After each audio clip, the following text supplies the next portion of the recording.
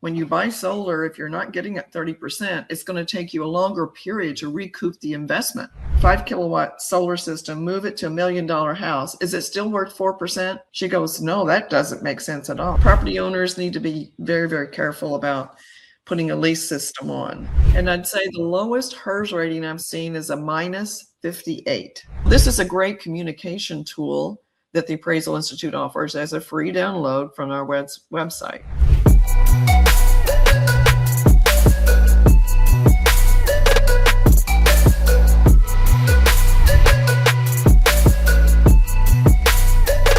Episode 75 of the award-winning Market Moves with Mark and Jeff. Two uninteresting guys, one with a plant, talking about interesting times. Jeff, the plant has returned here only briefly, hopefully, but I have moved recording locations, hoping to get a little bit better setup here, but I am in between those moves right now. So a few steps backwards to get a few more steps forward.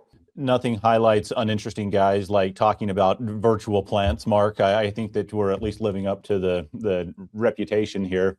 Fun to see. I listened to a podcast and they both kind of talked about as they got enough traction that it made sense to retrofit, and we keep threatening to actually make our backgrounds look semi-professional. Be fun to get to that point because we're not, given the virtual the resurrection of the virtual plant anyway. To those making threats of unsubscribing to the podcast because of our poor audio quality and visual quality, we hear you. Give us a shot. We're working to get a little better here, so we'll be doing that, Jeff. Including you got a haircut today, right? You're improving that visual appearance, which I think is sorely needed. Well, I don't know how much of an improvement it is, Mark. It did make me laugh when friend of the pod, Sean Telford, came on and was like commenting about your evolving hairstyle over time.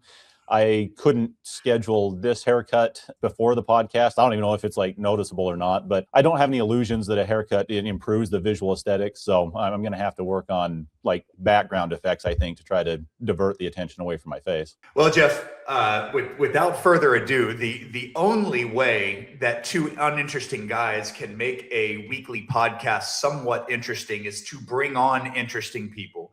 And we have yet again another very interesting person here, someone I've worked with for the last 3 or 4 years at the Appraisal Institute.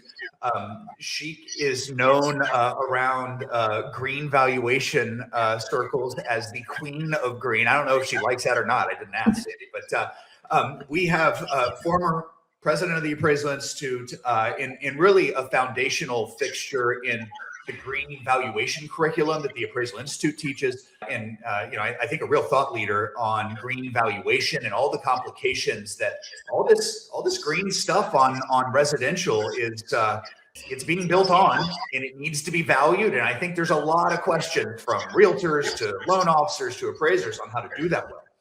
Sandy, welcome to the podcast. Hey, thank you for having me, Jeff and Mark. It's good to be here. Well, your hair at least improves the aesthetic compared to both me and Mark, Sandy. So in addition to your impressive credentials, at least we're improving the aesthetic of the podcast as well by having you on. So we appreciate all of the contributions you're making. Well, thank you. I appreciate that. I'm just happy to have hair. That's one affliction Mark and I don't struggle with yet. We'll see if this podcast results in the loss of it or not. Yeah. There you go. Well, if the last several years of service to the Appraisal Institute didn't cause you to lose hair, I think you're holding on to it. I think you're safe, Sandy. We aren't here to talk about the Appraisal Institute, really more green valuation and residential green initiatives one way or another. But a lot of what we're going to be talking about here today is taught within Appraisal Institute courses, seminars, to prepare appraisers really to lead real estate professionals around the country, whether it be lenders, mortgage brokers, realtors, through this process, because it's complicated and really a big unknown. Yeah, you're right, Mark. The entire real estate ecosystem is in need of education and data. We've got to connect with each other. The more we communicate, the better the valuation will be. Yeah. There's friction that exists in this process as it relates to green valuation on a whole number of fronts. it complicates things for the typical lending transaction, and can be a real pain in the neck for everybody. And I think those that are trying to do the right thing and get a good, thorough analysis and proper analysis of the presence of green components within a residential structure or property. Boy, a lot of times lenders don't have time to hear it. It's an annoyance, maybe a nuisance. They can find 20 other people that won't slow things down and overcomplicate in their minds. So I do think we're not just at one today, but we've been at a really complicated crossroads for a while now, certainly on the mortgage appraisal side. Oh, absolutely, Mark. You're right there. And the 3.6 URAR that's come out has an entire page now dedicated to green and energy features. So that's going to really bring to the forefront to the appraisers that this is something that evidently the underwriters, the Fannie and Freddie, do have concerns for. Where the old URAR had one line, in the sales comparison approach that's been there for more than 20 years, but has been sorely ignored. But we're seeing in the market today, because of the increase in utility cost, we're seeing people being more concerned about what they're paying per month on homes and commercial buildings as well. So this is part of that cost of home ownership. And if you can build a house that costs you less per month and it's healthier, has better indoor air quality, it should be worth a little more. Sandy, Jeff, I'm dying to at least set the table here with some macro discussion. And energy is something in Jeff and I's curiosities, I guess, as it relates to the podcast, have taken us into discussing a lot of this artificial intelligence, these enormous data centers that are going up and the like, and in this need for additional energy. And it's been curious to watch China, as an example, throwing solar on rooftops all over the country at every, it's a national mandate to some degree, it seems. And here we've kind of done the opposite in the big, beautiful bill. They make me say that. I don't want to say it, but they make me say that. But the big, beautiful bill removed some subsidy incentive for homeowners to install solar. Do I have that right? You have that absolutely right. At the end of 2025, the 30% federal tax credit, which is actually a credit on your income tax, that has gone away. So that really, when you buy solar, if you're not getting it 30%, it's going to take you a longer period to recoup the investment.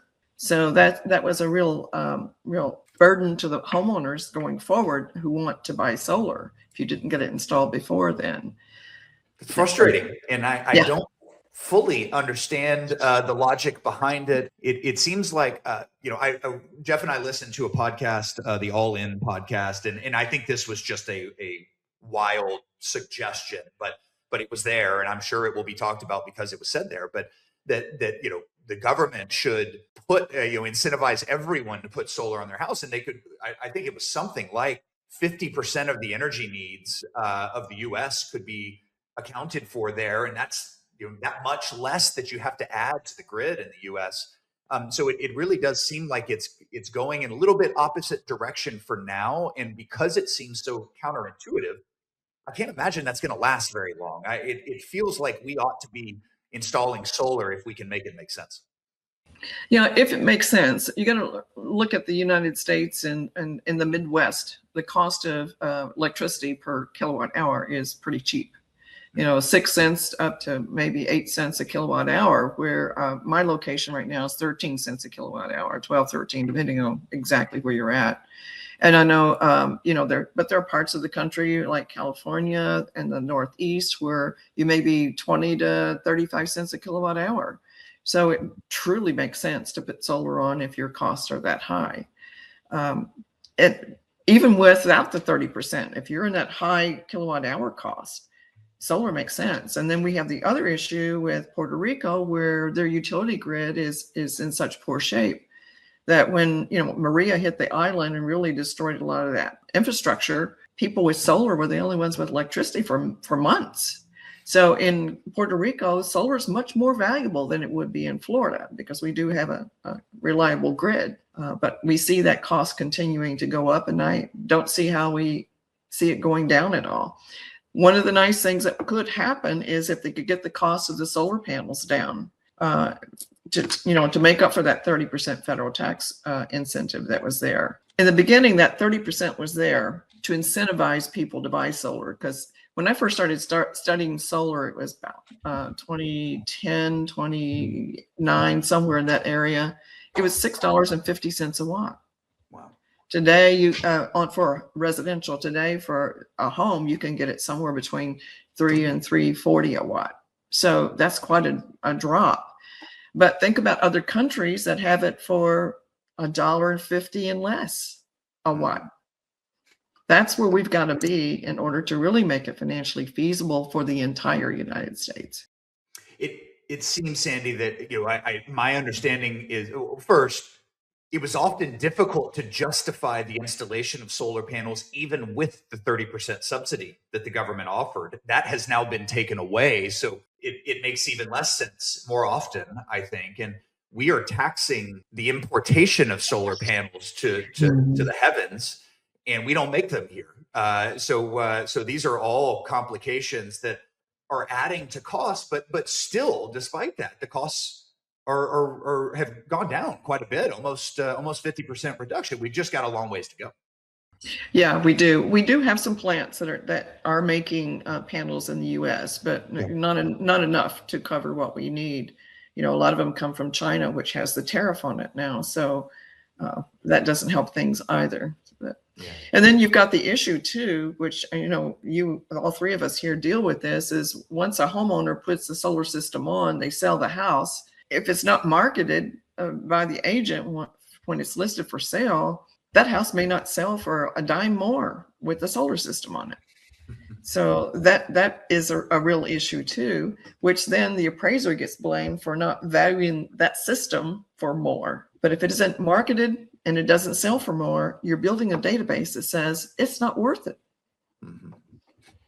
Boy, that sure seems to be a major theme that those of us in the valuation space deal with a lot, Sandy, is if it's quantified, it's in terms of the marketing, and if it's known to appraisers and valuers, there are a lot of techniques that we can apply to to pair sales, to look at like discounted savings over time or whatever. But to your point, if properties are marketed and sold that have, whether it's solar or any other green efficient item, that isn't known, that isn't quantified, that isn't reported, it's next to impossible to expect broad scale adoption of the valuation approach on quantifying what those impacts are. Do you see any progress being made, whether with builders and or realtors, in the reporting of green features, ratings, and that sort of thing, or is that not really improved a lot in your estimation? Well, I've been at this for about 18 years now on teaching and studying and preaching the gospel of energy efficiency, you might say. But I do see some progress. And one of the biggest progresses that I see is we get in the room together and talk about it. So, and when I say we, I'm talking about it's just not the appraiser. Let's talk about it with the agents, with the builders, with the lenders even. The lenders are the hardest one to get into the room. And we really need to have those reviewers, underwriters in the room to understand the issues that we deal with, understand the complexity of it, and the value of a true analysis by somebody who really understands what they're doing. And as you know, there's a lot of challenges with that data. My own MLS, for a while, it got a little better, but now it seems like they backed off of that. But I think with the advent of the 3.6 URAR, I think we're going to see a bigger push to get that information in the MLS. Here's something a lot of MLSs and appraisers don't understand, and they need to push for. ResNet will allow the MLS to auto-populate into the MLS. There's nothing better than getting that information directly from the source instead of somebody typing in a wrong number. I'm not the best typist in the world, and I make typos. So I know, in the MLS that happens too. So all they need to do is contact ResNet, who does the HERS ratings. They have all the energy rating folks there, and they will work with the MLS to auto-populate. So that would be a real step forward. There have been a few MLSs that have done that. So what I would encourage appraisers to do, and even real estate agents that are listening, is promote that with your MLS system. Well, I think that takes a lot of the burden off of the agent, like the listing agent. If I've got an auto connection to the ResNet system that's coming in, it's not the agent, making up, like you say, possibly mistyping information, inadvertently or whatever. And as you start to get data into the system, it's way more effective to be able to market well, and then to be able to value well on the backside. I did not realize that an MLS integration with the ResNet data was even an option on the table. And so I think there's some steps I can take, but I know many that are listening that are, and I know some appraisers that are and have been involved with, like, the leadership at their local realtor board. Would of course encourage that to continue to happen, but serving on MLS committees and that sort of thing makes a lot of sense, because you can push for things that are really right there, available, ready to integrate, and it's just a matter of knowing it and then having the will to to push it forward or make it happen. But those kinds of things would be tremendously helpful, I think, for agents and for appraisers. One of the things I see, Sandy, is a lot of times, because the data can be so sparse, I see a lot of appraisers who aren't getting compensated anymore for one assignment with a home that has green or solar or whatever, versus one that's not. Say, I don't have data, so it must not be worth anything. I'm just not going to I'm not going to account for it because it's not easy. I'm not really financially incentivized to do it, and I may not know how to do it. Now, I don't think that's the right approach, but I see that that happen a lot. And a lot of times I see agents come to appraisers saying, hey, what's solar worth? And it's like, well, that's a bit of a loaded question, right? I mean, what's the capacity? Does it have battery storage? Is it owned, leased, financed? There are a lot of things that go into answering that question. And so I think a lot of what we want to do here is try to share some common pitfalls, as well as some best practices to try to help bring this about, because I don't think the right answer is, well, I don't have data, so it's not worth anything. Usually the right answer also isn't, well, if I'm in a 6 or 7 kilowatt hour area, it's probably not worth like the full replacement cost new, especially if I got a 10-year-old system, that may not be optimally efficient or using the latest technology anyway.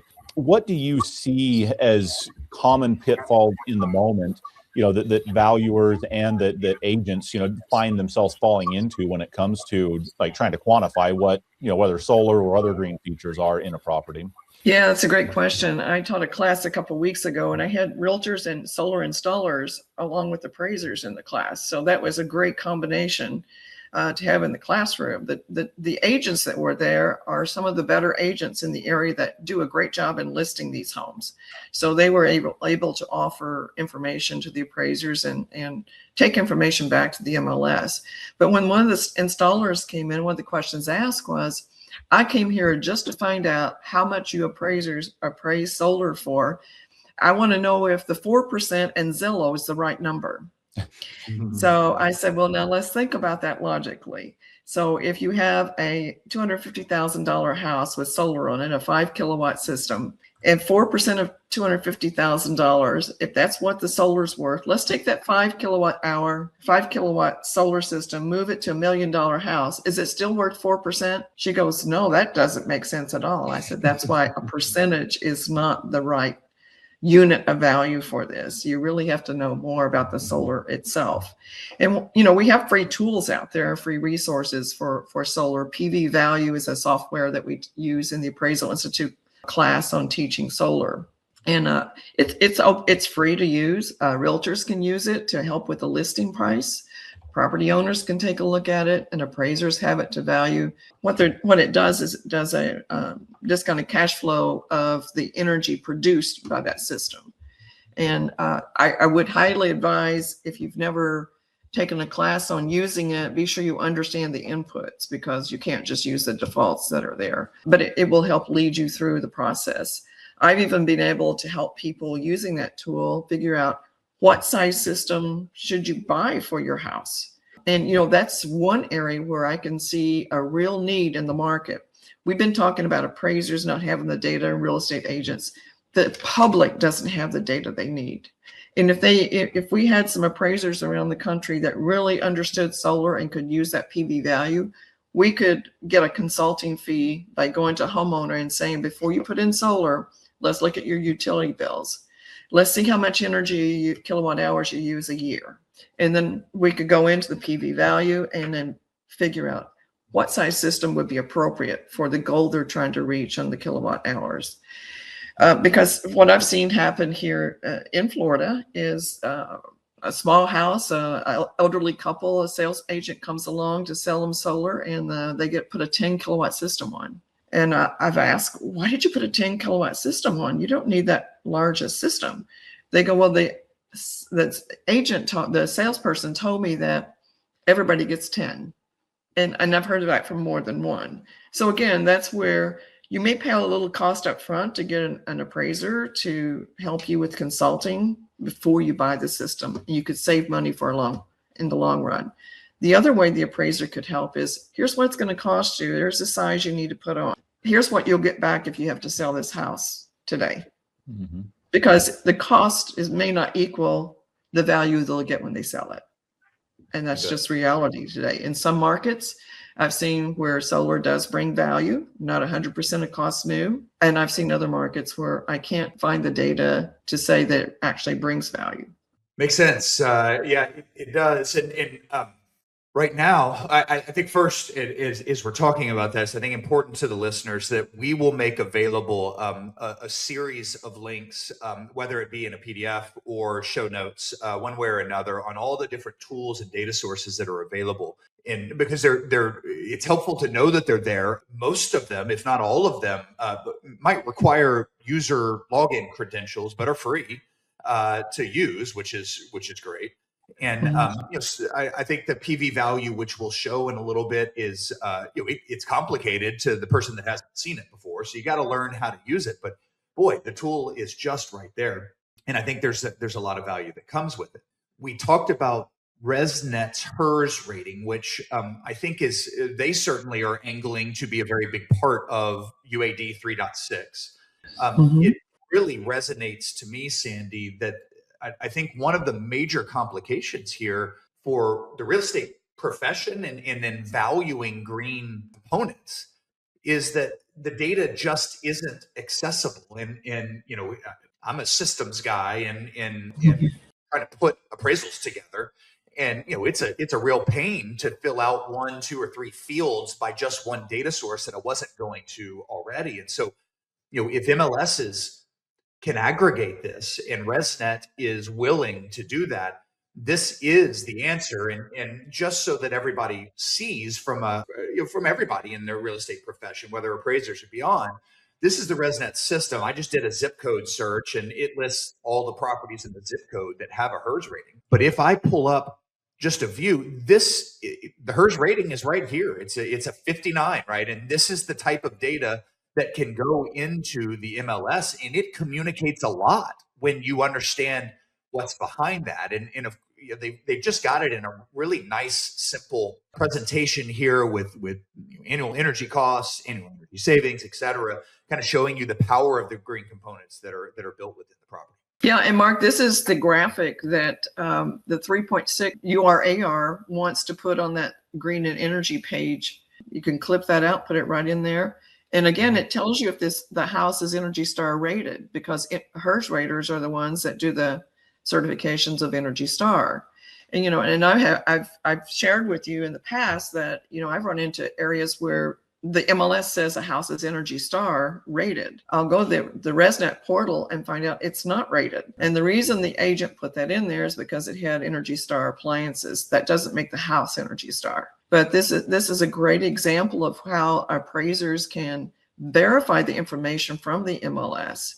The other thing that I haven't verified this, that it's been completed, but ResNet was talking with one of the software companies, the appraisal software companies, where they were going to be able to auto-populate into the software. Like if you're appraising a house and it comes to that field, it will bring it in if you say, yes, you want to bring in the HERS rating. And so that would be a great step forward for the software companies as well. there's the data aggregators out there too, or data movers that, I think it's a good opportunity. I'm sure they will be adding this stuff in. It would make a lot of sense to do that. And that helps. But boy, when you're looking at comps in MLS or sales in MLS, trying to choose sales, this is important information to have, not just to fill out the form, but how does your property compare to others in the market? I would imagine that MLS at large is pushing back, thinking about the amount of properties that they then are showing as inferior to market average or whatever it is. Have you heard that pushback one way or another? Not so much. No, not really. It's just that they really never grasp the importance of it. Yeah. And if you go to Zillow, and I hate to use that word, it's not a website we like a lot, but if you go there, they don't really advertise any of the energy efficiency features of these homes either. And I know somebody told me they asked them or sent them a comment, why aren't you advertising it? And they said, well, it's not important in the market yet. So again, we have a lot of education to do to the public, to the buying, the market itself, as to why they should ask, is this home energy rated? And then ask questions about the solar system. If it has a solar system, how many panels? That tells you nothing. Find out the details and take a look at the monitoring system on the solar, and really understand what it is you're buying before you make that contract free. And I'll tell you, recently, I'm getting a lot of calls from underwriters and from lenders asking me the question, can you tell me how to do a present value calculation of the energy savings in the HERS rating? And which I think it was, I've gotten 4 calls in the last week from 4 different states. And I said, well, this is strange. I've just got that call yesterday from another person. And it seems like there's some misunderstanding as to how the present value calculation should be. It's not a cap rate. I guess some have been taking the energy savings and dividing it by the interest rate, the 30-day fixed rate. That's capitalizing it, and that's not an appropriate present value calculation. So I would just encourage appraisers, if you're not familiar with doing a present value calculation, take one of the classes on it. On the Appraisal Institute has a whole library of them. And I'm not trying to be self-promoting, but the Institute does have some great classes on that to help you get up to speed on it. Sandy, to the extent you can summarize, so taking a present value and capitalizing it with the mortgage rate is not the appropriate way. Can you give us an idea of the right way to view that? Yeah, you're going to need an HP 12C or Excel. Us old folks use the HP 12C. The new folks in town use the Excel, but you have to know how many years out is it going to be. So you're probably looking at 20 years. You're going to go out, and then you're going to look at what discount rate, and what rate are you going to use there? Is it going to be the 30-year mortgage rate with another % or 2 for risk factor that that savings won't be forever? Then you're going to need to know what is the monthly savings amount. You're going to put that into your payment. And then you're going to click on your present value, and that should give you the present value of that amount of savings. Now, that's considering a flat rate that your savings never goes up or down. Now, we do know the savings eventually will go down some, because as things get older, things don't function as well as they did day one.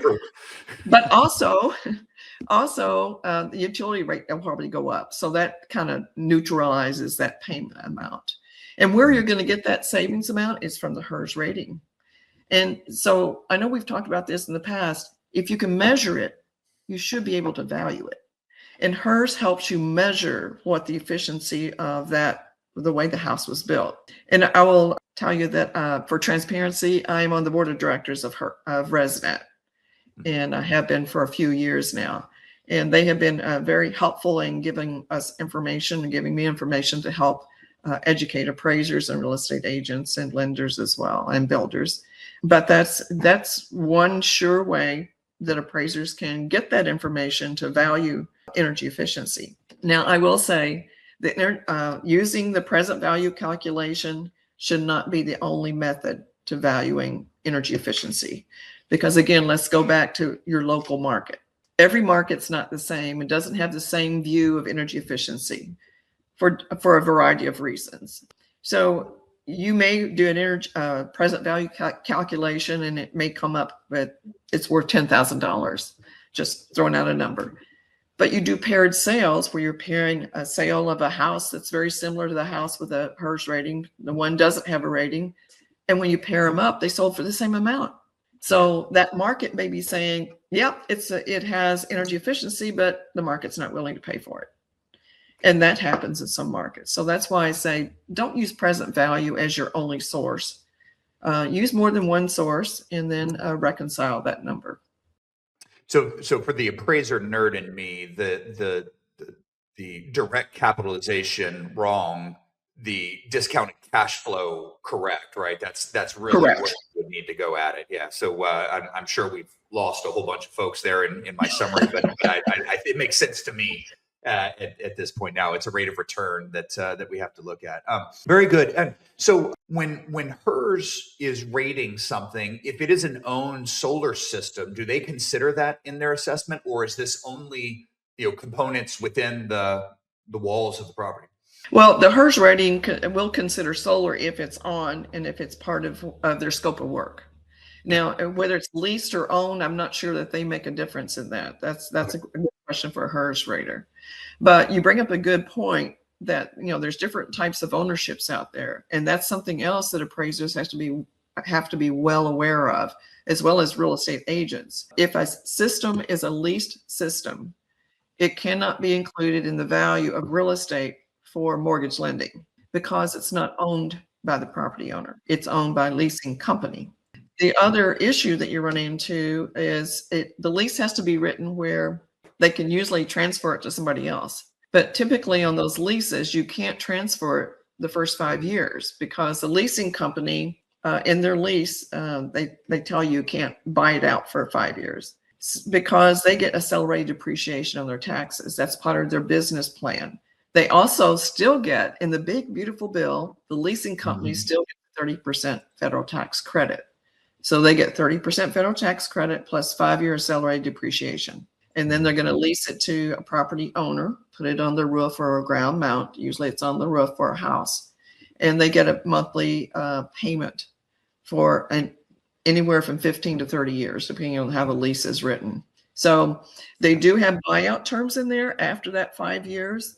My experience in reading them, and I haven't read everyone out there, so I'll give that as a disclaimer. Usually the buyout amount is more than you could buy a new system for today.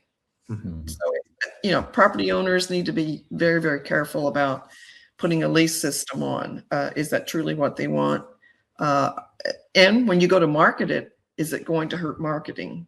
You have to find another buyer that wants that system and will take over the payments, or you're stuck with those payments. Yeah, I can see that being potentially detrimental even, to the marketing. And that's the challenge. The simplistic question is always, what's the solar worth? Well, it matters a lot. Is it leased? Is it owned? And even if it's financed it's a UCC filing, right? That gets recorded. Correct. Identifying really that as kind of a separate personal property item, which then, shouldn't be included in the value either. But there's just a lot of this nuance that goes into, answering that question. And I always try to be careful to not be overly pessimistic. Well, this green, solar stuff is never worth anything and I don't know how to deal with it. But a lot of times I see the opposite end of that spectrum, especially where those salesmen or the salespeople that you reference, well, everybody just gets a 10 kilowatt system. Well, that doesn't really answer what do I need given the specifics of my property size and usage and all of that sort of thing. And I always cringe when I walk into a house and somebody tells me that they just spent $80,000 on their solar system that has no battery storage or anything. And it's like, oh my gosh, it just, and then, their hope and what they're told by the salesperson who either doesn't know any different or doesn't care is that, well, this is going to increase the value of your house, by way more than what they could probably support it actually does. But they've got the financial incentive to sell a big system. And if the consumer, has the responsibility to be educated or run the risk of getting taken advantage of. And I hate to see there be a negative, kind of association with some of these things that really can be a benefit, and positive for everyone if it's not oversold and overbilled as being something better and different than it is. Yeah, and we've got a lot of appraisers even don't know how to describe a system. I often see in a report, it has solar. Was it solar thermal for water heating, or is it solar photovoltaic? And how many kilowatts is it? Quite often I see it has 12 panels. Well, panels can be anywhere from 250 watts to 450 watts per panel. So it makes, the number of panels really tells me nothing about the size of the system or how much energy it will produce. And, I've talked to a number of agents where I know it has solar on the house, and the listing doesn't even identify the solar in the MLS. And I'll ask, well, why didn't you at least identify the solar and advertise it? And they go, because somebody might ask me a question about it and I don't know how to answer it. Which doesn't help the seller, get the best price for the house if you're not advertising the features, because that is if you've got a system that's an owned system, you're saving money per month. I feel for these young kids today. They're trying to buy a house and then try to pay the utility bills on the house, and especially right now with the winter weather that has really hit our nation hard. It's a big burden on young families. Yeah, you bet.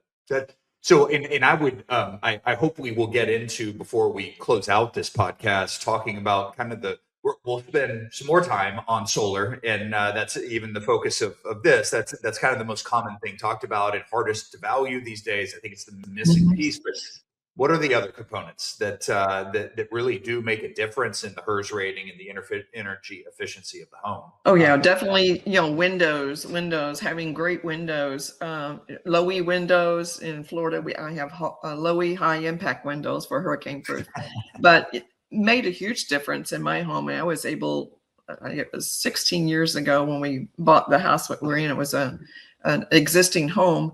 And I can remember having that conversation with my husband. We have a 32-foot wall of windows. And and he said they were older windows. And I said, I want new low E high impact windows put in there. And he goes, we don't need low E windows in here. This is going to cost us a fortune. And I said, but the payback's going to be great. And he goes, no. Finally, we went back and forth. And he said, okay, we're going to put those windows in that you want, and we'll just see. If it doesn't work out, remember, you made the decision. And I go, okay. Well, this was the 32-foot wall of windows was in the room where he spent all of his time. It was our family room, sunroom. And he, within a week, he said to me, you know what? The room is cooler and it's just a more comfortable room to be in. And that air conditioning is not kicking on like it used to. I mean, it was immediate notice a difference. So windows are a good thing. The other big thing that we're seeing today, hearing a lot of, you'll hear more of, is resilience. Resilient roofs, that are more fireproof. That's a big concern. And then in my area, the flooding, the hurricane issues. We want houses that were built to withstand the winds, and they need to be high enough in elevation. The 3.6 ask what the floor level is from the ground to walking into the front door, because of all the flooding that they've dealt with. So you think about all the things going on around the country. Those are the things that are on the minds of a lot of buyers. Builders are seeing high efficiency HVAC systems. They're very energy efficient. Your water heating is energy efficient. Those are kind of things that are like behind the walls. People will pay more for a granite countertop and the bling, the decor bling. If they paid as much attention about what's behind the walls, the insulation, the windows, the HVAC systems, the water heating systems, that's where you need to spend your money up front. And especially if you're on a budget, pay attention to those items. And then later, as you can afford it, add the bling that you need. So that's where I see the big bang for your buck is. As you're talking about the windows, the low E windows, there isn't the same effort to try and value those as we do solar. They obviously aren't generating electricity. They are only lowering. But there isn't. Is that the reason that we don't go through it in that same way? Well, no, keep in mind the HERS rating takes into consideration everything in the house. Okay. That's all the components is all moved into that one HERS rating. Okay. So you're really gathering that if you're analyzing that HERS rating and the energy efficiency, you're considering the windows, the roof, the air conditioning, the insulation. So it's all in those components there. And if it included the solar, then that would be in the HERS rating. When you see a HERS rating that's below 0, it has a solar system. Because how else would you generate energy without having a generating system like solar? So typically builders and building science say if you get that HERS rating somewhere around 40, you can put a smaller solar system on and get it down to 0 or less. And I'd say the lowest HERS rating I've seen is a -58. Wow. And the system was oversized. It was kind of a goof that it happened that way. They put more solar on than they needed. The builder was also a solar installer. So he, on his model home, overdid the solar system. But, there's no need to really get it down way below 0, because what's happening is if you don't have a battery storage, you're sending it to the grid. And when you send energy to the grid, you may or may not be paid for it. And if you are paid for it, it won't be at the same rate they charge you when you use electricity. And you get a 1099 at the end of the year to pay taxes on what they pay you. Yeah. No good deed goes untaxed, it seems like. That's right. There you go. With some of these things. Sandy, your story about the deciding to put in the windows or not resonates with me. My wife and I have a similar negotiating dynamic. She wants something, I don't want something, and so we compromise and do the thing that she wants, and usually it works out for the best in the long run anyway. So I'm at least learning a few lessons along the way. You do make a really good point, though, and I've had, like Mark's suggesting, I've had people tell you, well, I just replaced these windows and spent this much money, and it is really hard to know, how do I quantify a specific thing? And homeowners often will ask, well, what is this one very isolated thing worth, in my home? And it's like, well, you're buying, the home as a whole, not as a, not necessarily the sum of its component parts, but the HERS rating that captures the value of all of those things together is kind of the common denominator way to market and advertise these properties, as well as the way to quantify and to value them, on the appraisal side. One of the things I've observed over time is that building codes tend to increase over time. What, minimum allowable HVAC ratings are today are much higher than what they were, 10 or 20 or 30 years ago. Where do you see the current, just code kind of in a range of HERS ratings versus something that would, be over-spec beyond that? I guess is maybe an initial question. Yes, and that's a great question. In Illinois, if you built a house to the current code in Illinois, you're looking at a HERS rating in the 50s already. And where if you went through the resident appraiser portal and downloaded a lot of the HERS ratings into Excel spreadsheet, and then did a chart and graph for the oldest house in there to the newest, ratings, you'll see it wasn't unusual to have ratings of 65 and up 15 years ago, where today we're seeing most of the ratings come in, around the 50s and 40s. And then again, a lot of that's because your building codes are being raised. And then the builders wanting to, build a better home and have something they can advertise as better, they're going to have to beat that building code rate. And Texas now has in their law, their building codes, that if you, one of the things you can do to meet the energy code for your building permit is to get a HERS rating. So that's, I think we'll see that more and more around the country. Some building codes use what we call ERI, Energy Rating Index, which is kind of their way of measuring the energy efficiency and has to meet a certain index. And while we're talking about that, on the HERS rating, if you actually look at the full report, which you can't get off of the portal, but you looked at a full report, it would tell you air changes per hour. And the reason I bring that up is when I first started appraising 45 years ago, when I was 3, the air changes per hour were about 12. That means 12 times an hour, all the air inside was changing. So that means you have to heat it or cool it, depending on where you live and what time of the year it is. So that's going to cost you more money, right? Because you're having to reheat that, regenerate. Today, we're looking at 3 changes per hour or less. Wow. So that in itself is an energy efficient feature. And that's something that's measured by a blower door test that the HERS raters do. And even in the code years ago did not have an air change per hour requirement, a maximum. Today, the building codes, most of the building codes do have, if they've adopted a building code, they do have a maximum air changes per hour. The other thing that they test is your ducts in the attic. They have to be tight, have a leakage test. And because you can lose as much as 30–40% of your heating or cooling in your attic if your duct system's not tightly connected and insulated. So those are other things that your HERS rating measures. Well, I just see a lot of value in having a common measure that everybody is aware of, the general public, marketing agents, appraisers, because with an understanding of how does this home compare? If I've been updated or improved insulation and HVAC systems and that sort of thing in a 30 or 40-year-old home versus one that hasn't or had those things done 20 years ago, there can be a real difference, but the buyer's not necessarily going to pay more for one over the other if they don't even know what the difference in the energy expense is going to be. And so, more informed consumers lead to, better informed decisions. And at that point, it certainly becomes a lot more feasible for valuers and for agents to know how to market and value these things. Yes. And I think that real estate agents are the ones that will help to educate the public. Yeah. There's a designation called NAR Green through the National Association of Realtors, and people with the NAR Green have to take the classes to understand more about these features. That makes sense. Yeah, for sure. Well, there are definitely some resources out there that are available. We've talked quite a bit about ResNet. One that I think you were either introducing or reintroducing us to is you're gonna have to remind me, make sure I get this right. Green Building Registry, is that correct?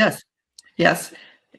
Earth Advantage started a Green Building Registry, and it is a great resource for appraisers. The one thing it doesn't do is you can't download a whole list of green properties in your area. But you can look up properties by address or by zip code or by city or even by state. It is a great resource for appraisers to understand, are these homes in my market? If they're not in the MLS, that doesn't mean they're not there. So an appraiser who really knows what they're doing is going to have to research the Green Building Registry, the ResNet Registry, and the MLS in order to get the data they need to properly analyze a home with green features. So in this Green Building Registry, when you click on it, you can it will tell you how many houses are in that market with some kind of green feature. It may not be green certified, it may not have all the features, but it's going to have green features. And again, it's not all inclusive. They're still building this database and adding more every day. What city did you pull up there, Jeff? I'm looking at my hometown here, Sandy, St. George, Utah. So yeah, just went to the website, clicked the look up now, and then it asks for a city, or you can put in an address like you said. So this is just showing the whole boundary of St. George. While we were talking before recording, I did find or observe a subdivision where it looks like each of the houses in this subdivision have a rating.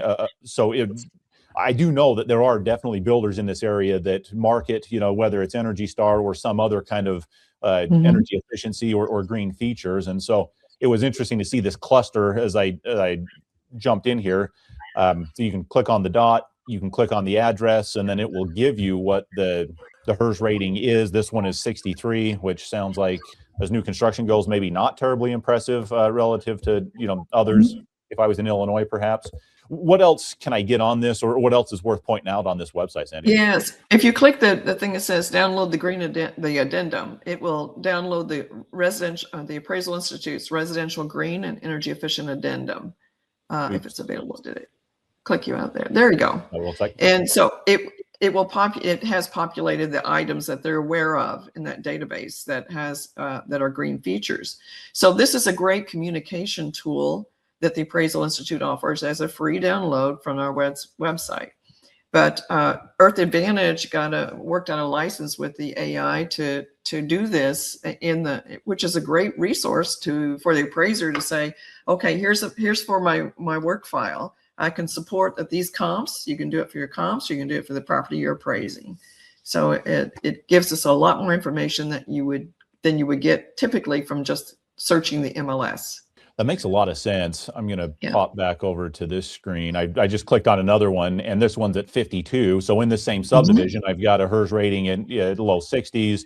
I've got this one at 52. Again, if nobody knows that they're rated, differently, would you expect that they would pay more for it? Maybe not, but just such a good point that you make is this information becomes more readily available and disseminated to buyers, to the public, through agents. It will, I would fully expect that it will impact pricing, more than maybe it has historically. Yeah, so it was interesting because yesterday I was working on some what we call paired data where I was looking at a sale that had a HERS rating in the 30s and compared it in the same subdivision by the same builder for a property that was in their 60s. That the HERS rating was in the 60s. And there was definitely a difference. The one in the 30s sold for more. So I think that's the kind of data we want to look at. The other thing with looks like you got a 53 there. This one doesn't have a download of the green addendum. They don't all have, but some of them do. And what's the population of this of your town, Jeff? The county is close to 200,000. I think the St. George City proper is around 90,000, give or take. Yeah, and you had looked like a little over 1,400 properties identified in this Yes, pop database. back there real quick. Yeah, 1442 in this upper left-hand corner. So the other way the appraiser uses this is the underwriter or the lender wants to know, is there market acceptance of these features? Well, you can take a graphic of this and put it right in the report to show that there is market acceptance. There are houses built with these features. So that proves that the market is accepting them. Now, you have to quantify how much are they willing to pay more. So it's another little way to use this tool. Yeah, it's a really good point. You can at least get a percentage of how many of the total population. Now, population doesn't necessarily equate to like housing units, but you can, get a sense of, how broadly adopted is that. I just fact checked myself live, Sandy. 106,000 is the population in St. George. So I don't know if that's a respectable guess or not by my margin of error, but if you had a sense of the average, like household size, you could then infer how many homes there were total in this metro, and then at least see how many are registered, and not a huge amount, I would guess, relative to the number of likely homes in the area.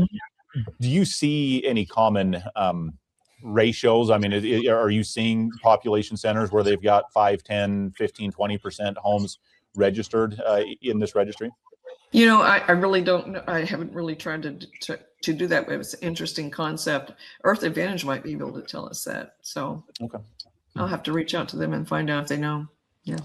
Interesting. Yeah. We kind of nerd out on these details. Mark and I think made a pathetic attempt at valuing Greenland maybe in the last week or two. Just thinking about, what were other large chunks of land paid for and how do we bring those to current market pricing and all of that. Not really an appraisal, by the way. So I'll warn my state not to come after me for incorrectly reporting, an actual appraisal report. But interesting to think about like how real world scenarios, can apply, whether it's valuing something as isolated as a single home or an entire country, as it turns out to be. Yeah, with that resident portal, what I've done is to prove market acceptance in the growth is I'll download them into Excel and then do charts based on the number of HERS ratings per year. So you can see as more and more recently, the number is getting higher and higher because most all builders anymore are doing HERS ratings, where way back when, in 2009, they weren't. So that gives you an idea of the growth. The other thing I do is look at her average HERS rating per year. And you can see how it's declining, meaning they're becoming more and more energy efficient. Wow. Interesting. Very cool.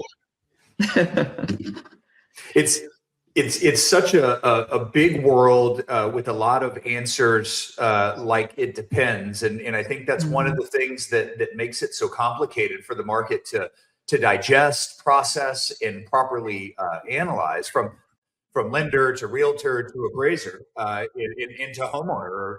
It's just a difficult thing to work through. And I think one of the good things about ResNet as an example, just our HERS rating, is that it simplifies a lot of that depends into relative terms.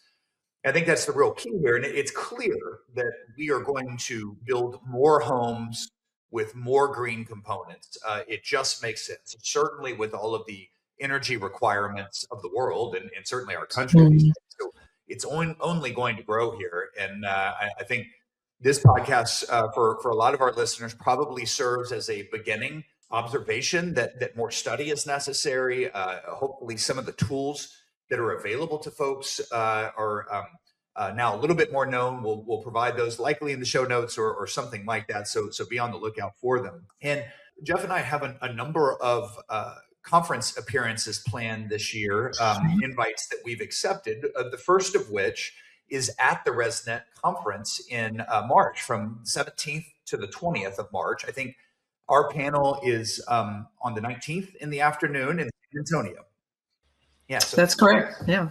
If you didn't get enough of the three of us talking here, you can get more by visiting that conference, and we'll certainly talk about it a little bit as we approach there. But Sandy, this has been an introduction to this concept on the Market Moves podcast. It's been a long time coming. Jeff and I have been talking about it forever, and I'm glad we finally got around to making it happen.